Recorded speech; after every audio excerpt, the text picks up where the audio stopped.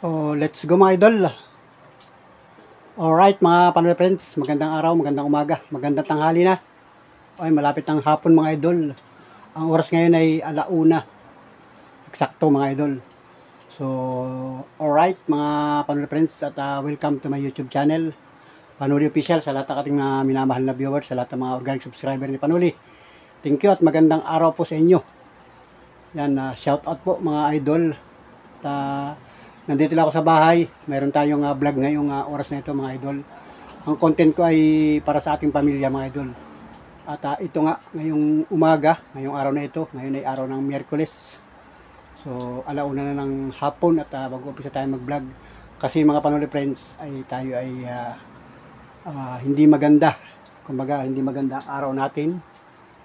Hindi maganda ang umaga sapagkat ito nga kung maalala ninyo, mayroon tayong vlog dyan dati na nabanggit ko na si Mrs. Panuli ay uuwi ng Leyte. So ngayong araw siya naka-schedule na sasakay ng bus. Dadaanan siya dito ng kapatid niya galing ng Quezon City, sakay ng bus. Papunta sila ng Bilyaba, Leyte kasi nandun yung mama nila, si Mama Miguela. Excited pa naman si Miss na umuwi at gayak na nga siya, marami na siyang gamit at kaya sila iuwi doon ay si Mama Miguela ay may sakit, kumbaga gustong makita ng mga anak at saka ni Miss Panuli. So siya lang ang naka-schedule na pupunta ron, hindi kami sasama kasi una-una wala tayong pera, walang budget, kulang, sakto lang para sa kanya, kaya siya yung nakagayak na pupunta doon. So ito nga ngayong oras na ito, baka mga 5:00 ng hapon dadaan na rito yung bus. So naikwento ko lang sa inyo mga idol, mga Panuli friends, sapagkat hindi nga maganda yung kagabi pa saka ngayon at yun nga biglang nag-message o nag-chat yung kapatid ni Mrs. sa galing Bilyaba, si Mama Miguela ay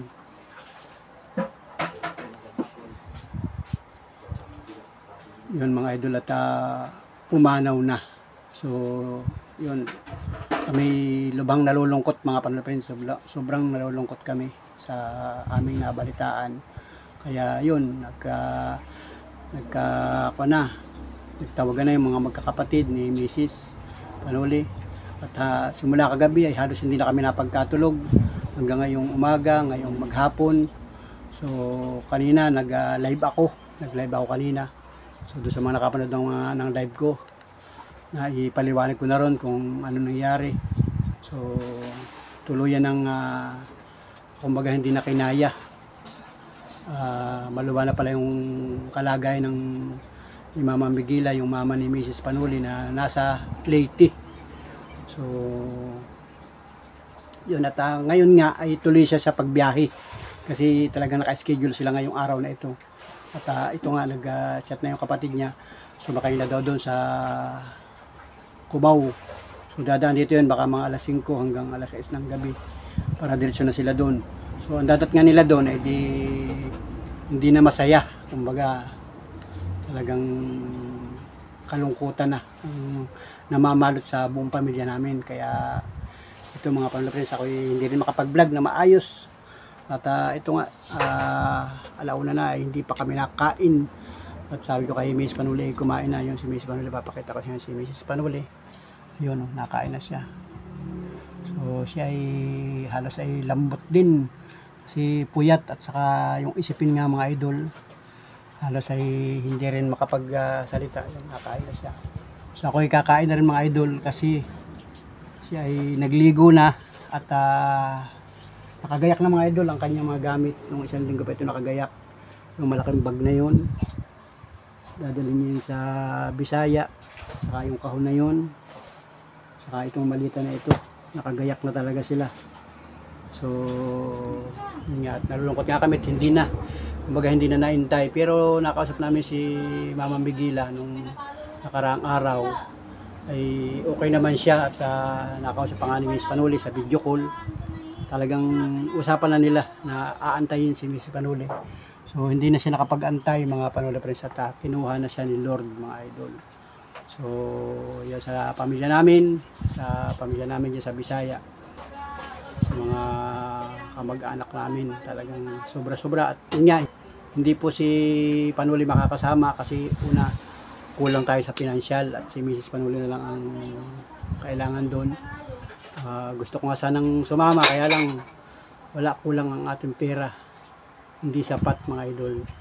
Yung mga kapatid niya na nasa Metro Manila ay nag-provide na rin para sila ay makapunta rin doon. Susunod sila sa isang araw. At hindi naman agad-agad kasi mga idol, kung alam lang ninyo, napakalayo. Buhat dito sa amin sa Quezon Province. Anhin pa pagka nasa Metro Manila, papunta ng Bisaya, napakalayo. Kulang ang 24 oras sa pagbiyahe. Tuloy-tuloy yun sa bus. Kaya napakalayo, sasakay pa ng barko para makarating ng Bisaya. So napakalayo, at saka siyempre kailangan ay mayroong kang pira ang kailangan lagi. So wala tayong sapat na budget, kaya tayo ay magpapaiwan na lang muna dito. At si Miss Panuli ang importante doon. Kaya yun, itutuloy-tuloy ko yung vlog ko. Iba-vlog ko na lang siya yung sa bahay, pag alis niya mamaya. Hindi na din ako makapamasada mga idol. Ako'y parang nawalan din ako ng gana na mamasada ngayong araw na ito. Kaya ako'y nandito lang sa bahay at kasama ko si Mrs. Panuli. Nandito kami. Saka yung anak ko si Monica, nagpasok din kanina sa school kasi may pasok pa sila. Yun namang isang anak kong lalaki may trabaho. Yan, grabe mga idol, pambirang buhay. So yan, kay Mama Miguela sa kabilang buhay ay sobrang pasensya po kayo, at hindi si Panuli makakapunta riyan kasi nga talagang pinansyal ang ating kalaban mga idol. So sana po'y maunawaan ng bawat isang kamag-anak namin yan. Grabe, pambirang buhay mga Panuli friends. Ayun si Miss Panuli tapos ng kumain. Ako'y kakain na rin ng kaunti. At ako'y nagmerienda din ng kuwang kanina. Ako'y kandid. Sobrang init ng panahon ngayon. Pero nandito kami sa bahay at grabe mga Panuli friends.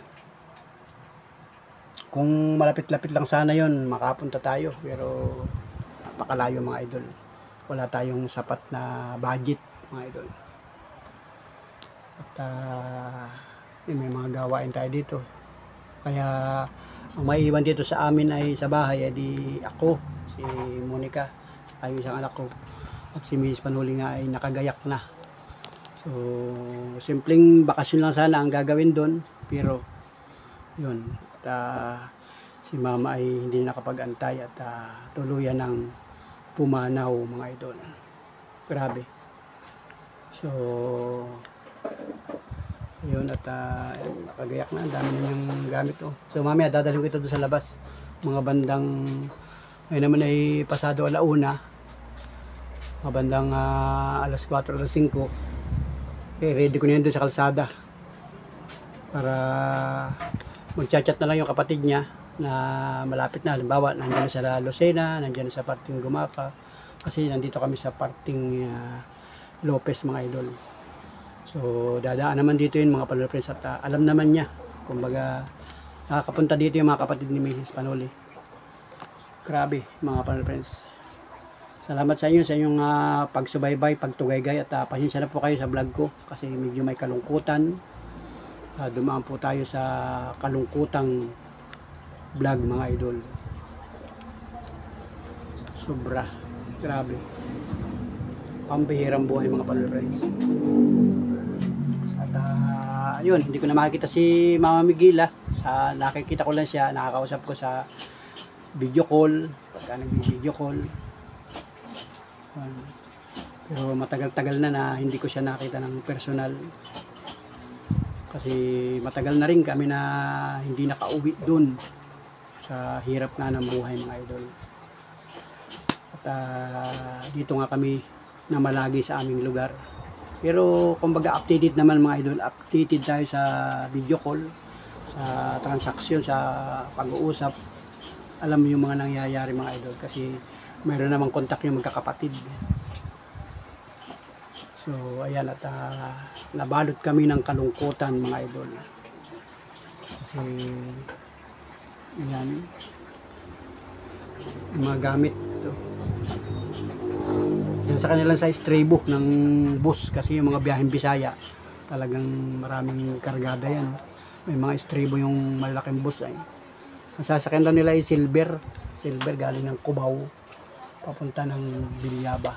So yung Bilyaba Liti ay kung sa mga hindi nakakaalam kung saan lugar yun ay papuntang Bisaya, lampas sila ng Tacloban, lampas sila ng Ormoc City.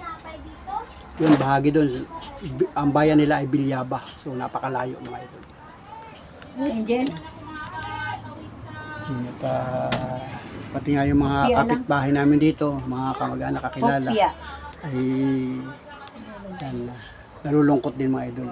Yan, sinasabi nila kapag relax na siya. Mamaya ka na magbibihis. Mamaya ka na magbihis pag malapit na. Si Angel.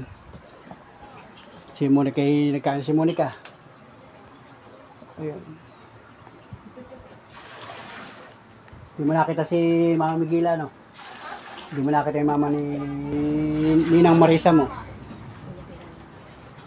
Hindi mo nakita. Wala na, patay na.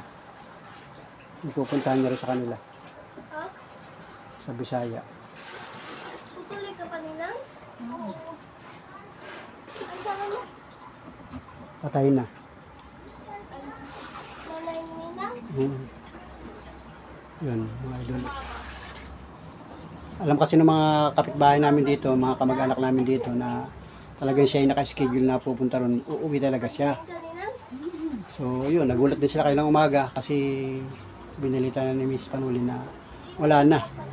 Wala na yung mama niya. Kaya, yun, halos hindi na siya nakatulog. Pati ako, hindi na rin ako nakatulog kagabi hanggang ngayon. Grabe mga idol. Ang bihirang buwan. So, ayan mga idol at kakain muna ako. Mga Panuli friends. Kakain muna ako. Si Limar nagkain na, si Monica nagkain na, si Miss Panuli nagkain na. Ako na lang ang hindi pa nakain mga idol. So, kain po tayo. Kakain ako kahit konti lang. At nandito lang ako sa bahay. So, ibablog ko mga idol yung pagdadala ko ng mga gamit na ito. Dadalhin ko doon sa labas at doon kami mag-aabang. So magchat-chat naman yun pagka malapit na yung bus at papunta ng Bisaya sila mga idol.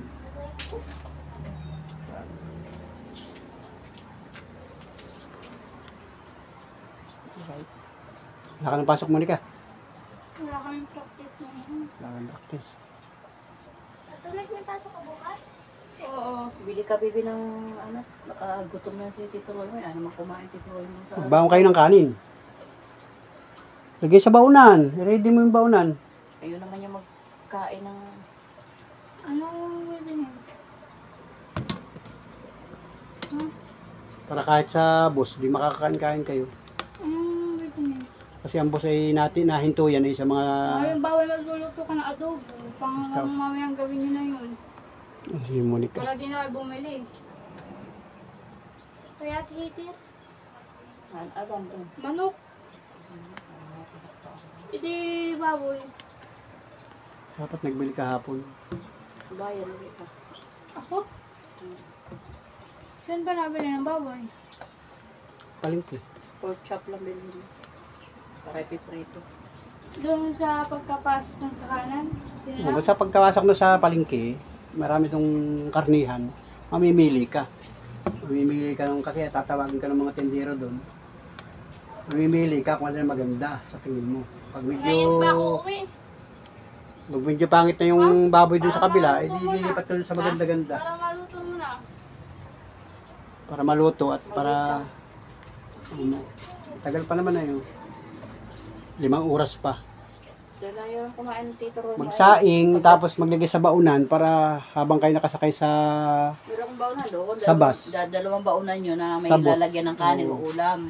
Oh, Tag-isa kami. O di hindi na siya bababa, hindi na kami bababa sa bus. Sa hindi na bababa. Bababa Sa mga terminal, bibili ba? ng inumin. Bababa kayo sa pag halimbawa huminto yung bus sa mga kainan, o di magsi-CR na lang kayo. Hindi na kami bumaba. Pagkain na. Kasi pag sila nakasakay, umalis ngayon, ang dating nila sa Leyte, doon sa kanila ay bukas pa. Hapon pala din naman. Wibis pa na, di ngayon ay Merkulis. Wibis na hapon pa ang dating nila doon. So, maraming kain ang gagawin. Kung kaya kailangan maraming Pero lang pambayad. yung bus na yun ay diretsuhan, wala nang hito-hito. Laging kakain yun. Hindi mo pwede kasi maraming kasabay sa mga bus. So, ito, ngayon pa lang ay kakain na tayo mga idol.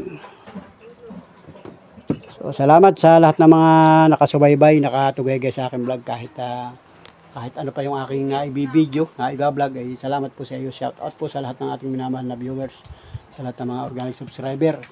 Salamat po sa inyong pagtutok at pagsubaybay, pagtugay sa aking vlog. Thank you mga idol. Salamat. At mamaya dudugsungan kayo ng aking vlog pagkatapos kong kumain. Alright. Let's go. So, alright mga idol, at ang oras ngayon ay alas 3:10 ng hapon.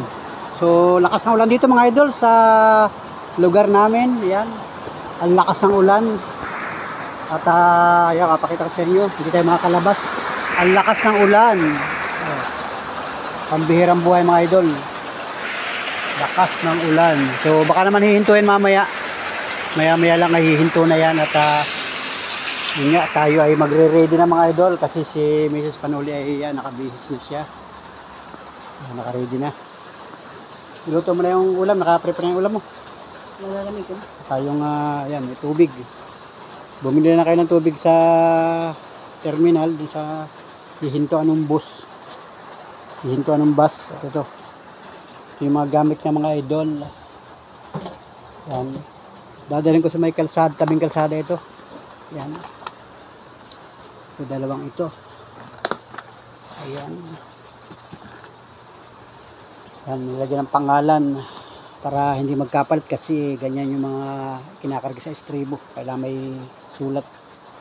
Tapos ito. Itong malita na ito. Yan, maghanda ka ng sweater. Lalamigin ka doon. Malamig doon sa aircon. Silver Star daw yung kanilang sinakyan. So, yung kapatid ni Mrs. Panuli ay umalis doon sa Cubao ng bandang alauna ng tanghali. So, alauna, alas 2, alas 3, alas 4, mga alas 5. Pag tuloy-tuloy ang takbo ng Silver Star, mabilis kasi yun. Hindi na yun namimikap ng mga pasahero, kaya basta mabilis na yun mga idol. Kasi pangkaraniwan naman yan, nakikita ko dito sa lugar na itong bahagi ng Lopez na ito, pag dumadaan yung mga Silver Star ay ganong oras, mga alas 4, alas 5 hanggang alas 6. So ito, ilalabas ko yan dun sa kalsada mamaya. Pahuhulawin lang natin, maaga pa naman. So wala pang alas 4. At dadaanan siya dito mga idol. Maglalagay tayo din ng yan, tingnan mo kung nag-chat na, kung nasan na siya. Hindi pa nag-chat kung nasan. Yun. Kasi pagka nandun ka na sa bus o sa bus ay makakatulog ka ron. Yan, charger pala, dalahin mo yung charger. Cellphone mo, charger. Hindi mo pala ini-charge yung power box yan, yung power bank. Power charge. Yan. Pagbaba doon sa Leyte, titingnan mo ito sa estribo. Tatandaan mo kung saan estribo ito ipapasok. Tingnan mo muna. Tingnan mo muna kung saan ipapasok ng estribo. Kasi lalagay sa estribo yan ay. Yan. Ito. Yan, lagyan mo na sa baunan yung pagkain niyo para at least kakain na lang kayo doon. Yan. Doon sa kayo. Hindi naman mapapanis yung ulam, adobo. Ano naman yan? Yan, may disposable na kutsara.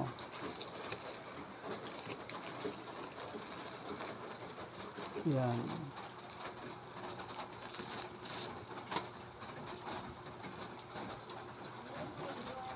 ulam. Wala, mainit pa. Mainit pa yung kanin. Mainit pa yung sabaw. Ay, wala ba sabaw yan? Para ito paano, pagka lagutom, kumain kayo.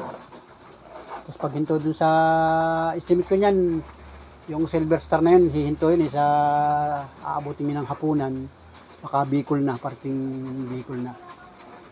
Kasi meron niya mga restaurant na hinihintuan na. Kasya kayo dito yan? Bukod mo na lang yan. Bukod mo na lagayan.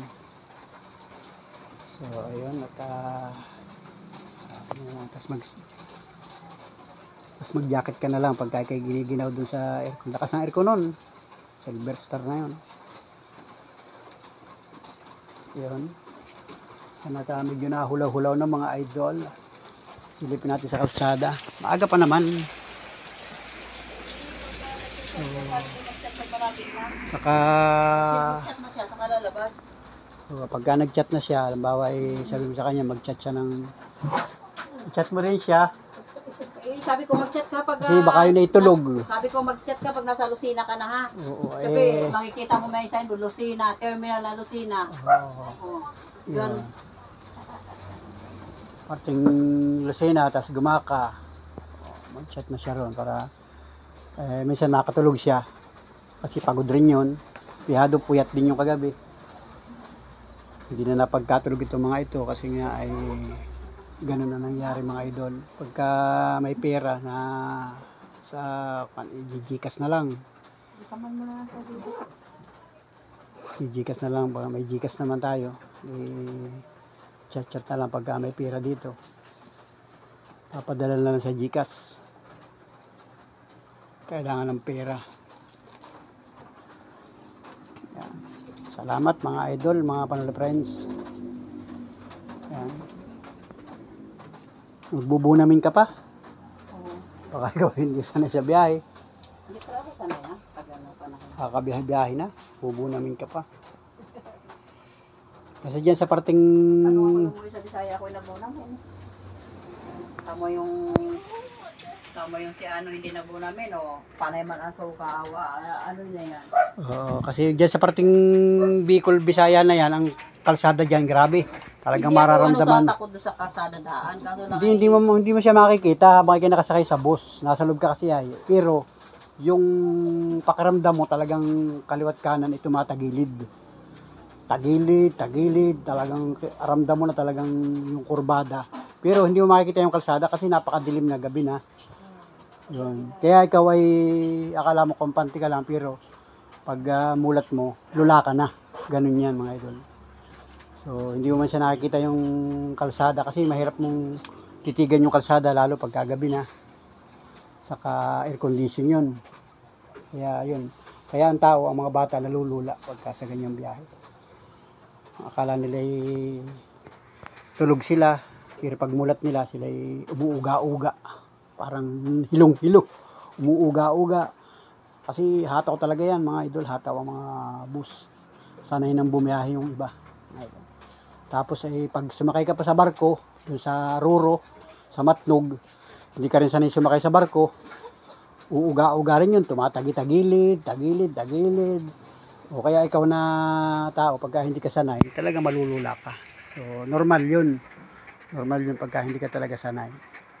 So, kaya yun ang mga taga riyan sa parting Bisaya, parting Bicol region, mga sanay na yan. Sanay na yan. Lalo tayo sa tricycle. Pauga-uga rin ng tricycle habang namamasada. Ganun lang din yun.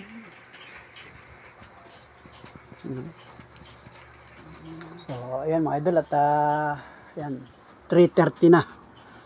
3:30 na. Ayan, malapit na mag 3:30. Ayan, 3:20 na. So, ayan, hulaw na mga idol. At medyo sumisikat na yung araw. So, maya-maya hahakotin ko yung mga gamit dun sa labas at aabangan natin yung pagdaan nung bus na galing Cubao. Right? Let's go mga idol. Thank you. Mga sulit ka Panoli. Kaya sapatos ka pa? Ano? Susuotin mo? Sandalias na lang. Step in. Yan, ganyan ka na lang. So, Panlaban sa putik. kahit sa putikan, pwede na yan. Pwede na yan sa putikan. Okay, mga idol, mga pang-friends. Mainit pa yung kanin. Takpan naman ito. Dapat may lagayan. Lamig na yan. Kain yan. Lamig na yan. Baka hindi pa nakakain si Roy, hindi pa kainin muna. Pag sa kumain yan.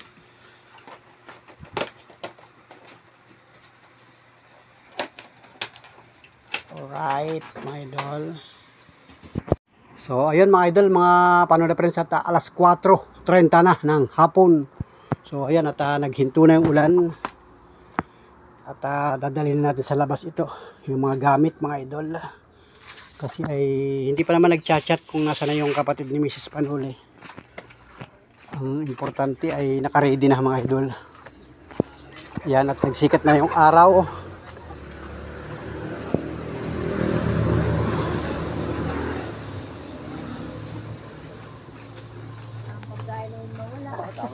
Buksan mo ang data mo para wala yun.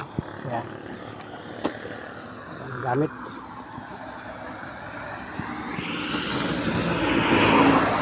Ito yung pagkain. Ayan, mga idol. Dadaan dito ang bus. So, ayan mga idol, at alas 4:40 na ng hapon. So, baka dadaan na yung sasakyan at wala na yung ambon, no? Pero napatak-patak ang mga punong mangga. So, yung charger, yan. Dadaan na yung mga bus. Pagod, no? Ayun mga idol, at aabang na kami ng bus na dadaan dito mga idol. So, tingnan natin itong bus na ito. So, daan na kasi ngayon ng mga malalaking pampasahirong bus galing ng Metro Manila.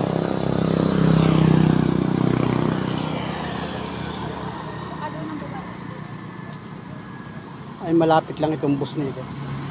Tingnan natin na symbol. Ay Kalawag.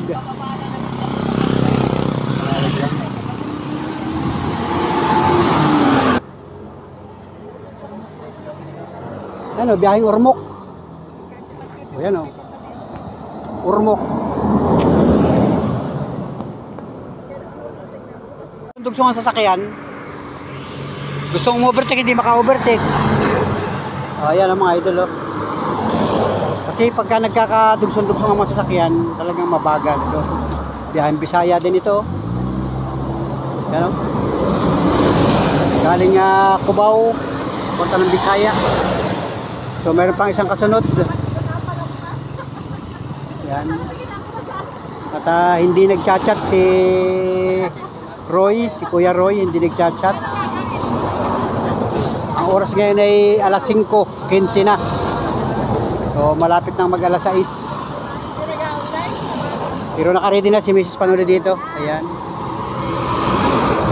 Yung mga gamit. So bibidyohan natin pagsakay niya sa Silver Star. Traffic nga yun kasi ang mga sasakyan pagka nagdudugsong-dugsong hindi sila maka-overtake. Ayan, dami pa ng mga lubak dyan at nag-ulan pa. Ayan o. Ito, Rawis. Biyaheng Rawis.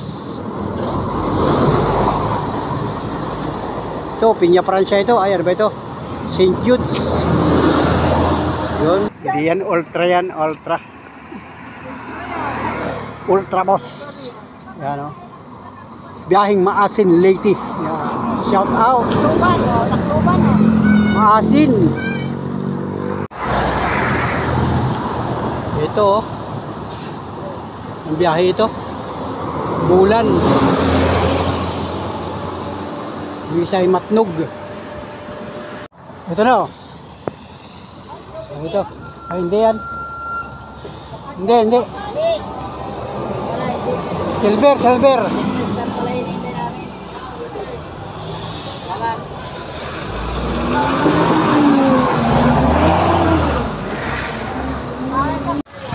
Ito na, ito na. Limar, limar.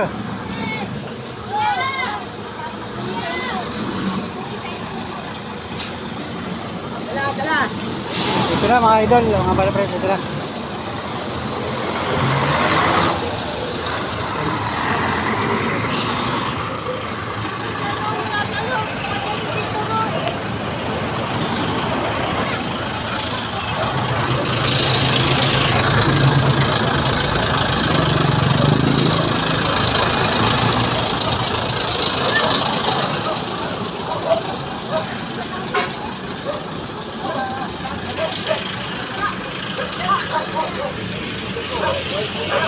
Dito na ako. Dito, kay Roy, Roy, dito.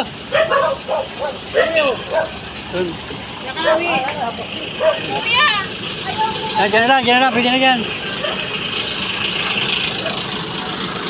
Puno ba? Puno. Puno. Awas, awas. Stribo.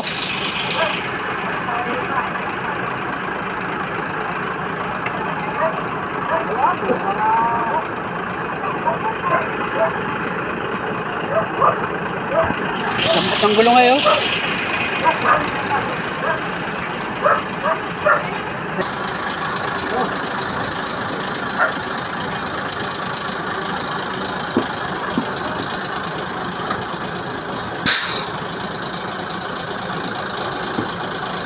Ang baba ninyo yan sa bahay na. Pinabuyan na.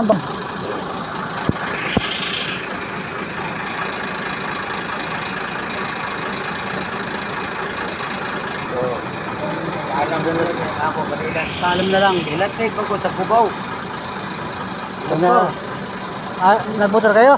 Oo. Nagmotor kayo. Pinaanan ko. Ilatay ko Huwag na lang bahala doon na. Sabi saya, di ako makapunta doon.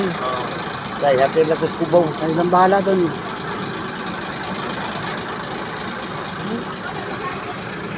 Yung charger mo. Cellphone. Isa ka na sa loob. Yung pagkain ninyo.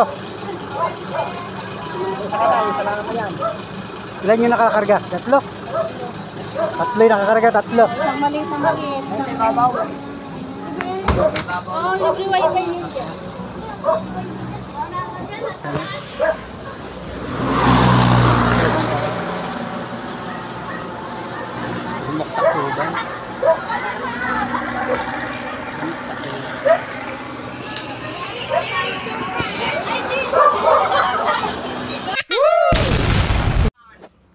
Yun mga idol at nandun na sila sa Leyte, sa Bisaya.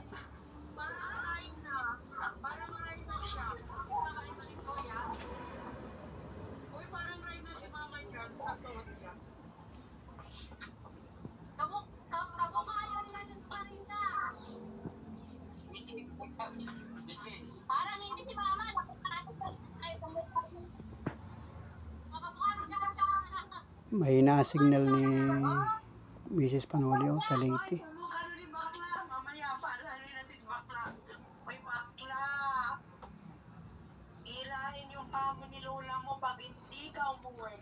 Sundutin yung puwit niyan.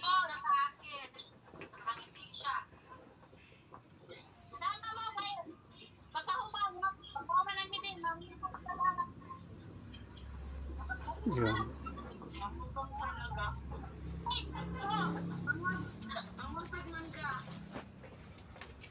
So, ayan mga idol, mga Panoli Friends, ngayon ay araw ng Biyernes.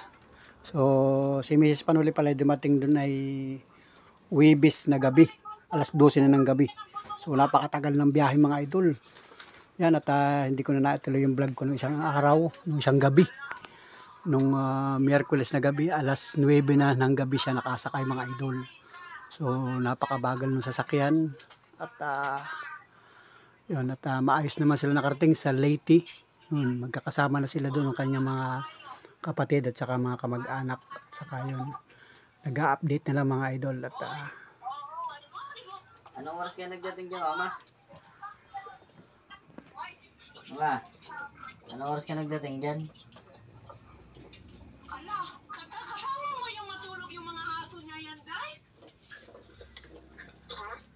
Talaga kasama mo yung sakwato yung mga aso na yan?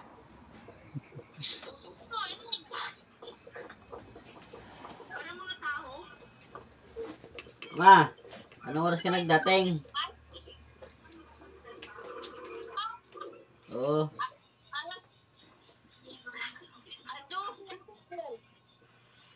Alas 12 ng gabi? Oo, kailan ng 12. Ibig namin, matulog dito. Kaya dito ang isa kay Dodoy Toy, kay Sylvia. Ito na ako nagkakay ng isipin ng motor.